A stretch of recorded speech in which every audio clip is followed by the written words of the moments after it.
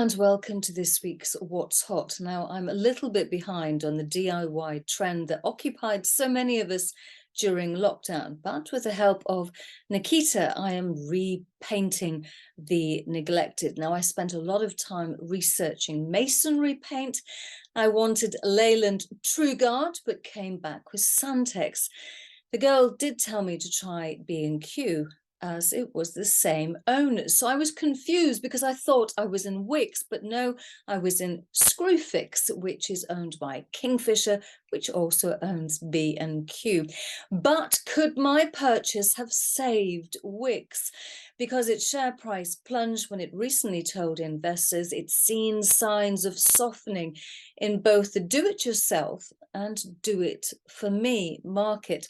Now, if typical customers are like me, then they will spend their time weighing up the distance that they need to travel, the fuel consumption, and which premium product is being sold at less than premium prices. Well, from premium to prime, because market commentators have told Bloomberg that this week is going to be make or break in terms of investor confidence in corporate America when we hear from Amazon and gig economy enterprises such as Uber Technologies. Well, ahead of Amazon updating its investors, it's told its customers that it's putting up the cost of its Amazon Prime service by at least 12.5%. Well, my friend Susie recently told me that her son had asked, why is Auntie Sarah inside Alexa? Which was pretty frightening and dystopian. However, that is another Amazon initiative, not dystopian future, but Alexa. And I found out that since 2015, the Alexa Fund has venture capital invested in companies that are innovating in AI voice technology, frontier tech, robotics. So here's a look at the portfolio and investments of the future.